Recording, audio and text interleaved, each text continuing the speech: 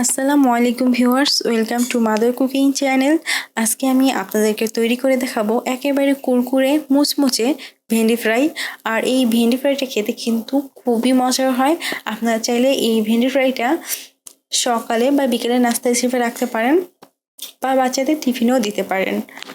চলুন তাহলে রেসিপিটা দেখে নেওয়া যাক। আমি এখানে প্রায় 7 পিসের মতো ভেন্ডি নিয়েছি আর এই ভেন্ডিগুলোকে এইভাবে কেটে নিয়েছি, এই দেখুন।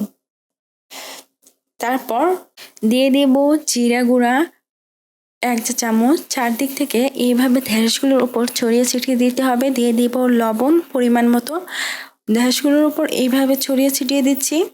তারপর দিয়ে দিচ্ছি গরম মশলার গুঁড়া 1 চা চামচের একটু কম, এভাবে ছড়িয়ে ছিটিয়ে দিচ্ছি। গোলমরিচের গুঁড়া 1/2 চা চামচ উপর থেকে এভাবে ছড়িয়ে ছিটিয়ে দিচ্ছি। দিয়ে দিচ্ছি আদা বাটা 1 চা চামচ, দিয়ে দেব ধনিয়া গুঁড়া 1 চা চামচের একটু বেশি, এইভাবে ছড়িয়ে ছিটিয়ে দিচ্ছি। দিয়ে দিচ্ছি চিলি ফ্লেক্স 1/2 টেবিল চামচ, দিয়ে দিব রসুন বাটা 1 চা চামচ। এখন আমি এই সব উপকরণসমূহকে খুবই ভালোভাবে ম্যারিনেট করে নিব। আমি এমনভাবে এই মশলাগুলোকে ম্যারিনেট করে নিব যাতে ভেন্ডিগুলোর ভেতরে খুবই ভালোভাবে মশলাগুলো ঢুকে যায়। আমি প্রায় 6 থেকে 7 মিনিটের মতো সময় নিয়ে এই ভেন্ডিগুলোকে খুবই ভালোভাবে ম্যারিনেট করে নিয়েছি। আর এই সময় কিন্তু ভেন্ডিগুলো খুব ভালোভাবে ম্যারিনেট হয়ে গেছে। এখন আমি এই ভেন্ডিগুলোকে ম্যারিনেট করে প্রায় 5 থেকে 6 মিনিটের মতো সময় একটু সাইডে রেখে দিচ্ছি। আর এখন একটা বাটি নিয়ে নিয়েছি। এখন এই বাটির মধ্যে দিয়ে দিচ্ছি ডিম 1টি, লবণ পরিমাণ মতো, গোলমরিচের গুঁড়া প্রায় 1 চিমটি পরিমাণে। এখন আমি এই ডিমটাকে খুবই ভালোভাবে ফাটিয়ে নিব। ডিমটা খুবই ভালোভাবে ফাটিয়ে নেওয়া হয়ে গেছে।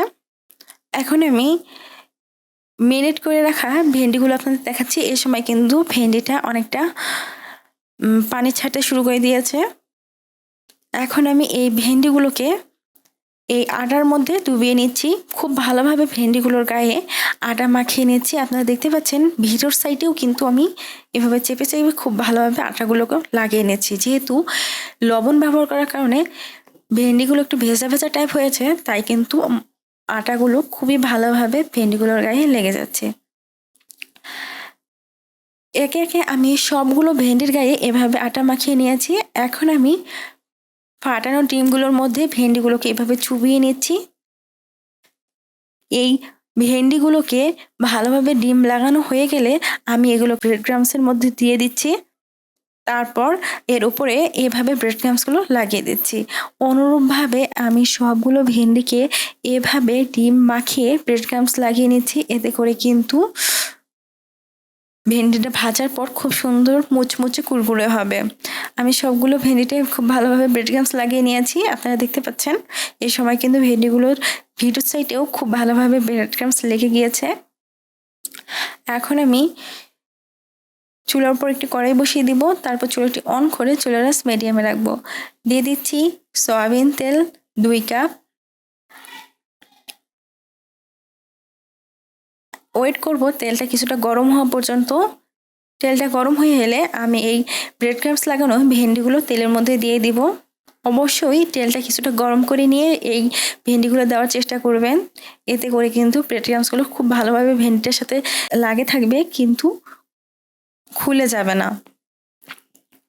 এখন আমি এই ভেন্ডিগুলোকে খুবই ভালোভাবে ফ্রাই করে নিব। তবে সাবধান থাকতে হবে যে কোনোভাবে যেন পুড়ে না যায়, এতে করে কিন্তু এর টেস্টটা নষ্ট হয়ে যাবে।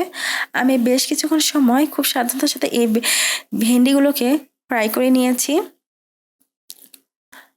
আর অবশ্যই এই ভেন্ডিগুলো ফ্রাই করার সময় চুলার আঁচ মিডিয়াম রাখবেন, কারণ হাই রাখলে ভেন্ডিগুলো কিন্তু পুড়ে যাবে, কিন্তু ভিতর থেকে কিন্তু ভেন্ডিগুলো খুব ভালোভাবে সিদ্ধ হবে না। এতে কিন্তু খেতে আপনারা টেস্ট পাবেন না। আর চুলার আঁচটা যদি মিডিয়াম রেখে করেন তাহলে কিন্তু এই ভেন্ডিগুলো ধীরে ধীরে ফ্রাই হবে এবং খুব সুন্দর ভিতর থেকে মুচমুচে হবে। এই সময় দেখতে পাচ্ছেন এর কালারটা কিন্তু অনেকটা চেঞ্জ হয়ে গেছে। আর এখন আমি এই ভেন্ডিগুলোকে উল্টে দিচ্ছি। ঠিক এইরকম কালার করে নিচ্ছি ব্যাক সাইডেও। আমি এভাবে আরও কিছুক্ষণ ভেজে নিয়ে এই ভেন্ডিগুলোকে উঠিয়ে নিচ্ছি। আমি অনুরূপভাবে বাকি ভেন্ডিগুলোকে ভেজে নিচ্ছি। এখন আমি আপনাদের এই ভেন্ডিগুলোকে ভেঙে দেখাচ্ছি। দেখুন কত সুন্দর মুচমুচে হয়ে গেছে এবং খুব সহজেই ভেঙে গেছে। আর এই নাস্তা খেতে কিন্তু খুবই মজার হয়। প্রিয় দর্শক, এই ছিল আমাদের আজকের রেসিপি। মাদার কুকিং চ্যানেলের আরও এক্সাইটিং রেসিপি নিয়ে আপনাদের সামনে আবারও উপস্থিত হব। ভিউয়ার্স, আপনাদের সকলকে অনেক অনেক ধন্যবাদ জানাচ্ছি পুরোটা সময় আমাদের সাথে থাকার জন্য। আমি উইশ করব আপনারা সবাই ভালো থাকবেন, সুস্থ থাকবেন এবং মাদার কুকিং চ্যানেলের সাথে থাকবেন। এই চ্যানেলে নতুন হয়ে থাকলে চ্যানেলটি সাবস্ক্রাইব করুন এবং ভালো লাগলে লাইক, কমেন্ট ও শেয়ার করুন। ধন্যবাদ।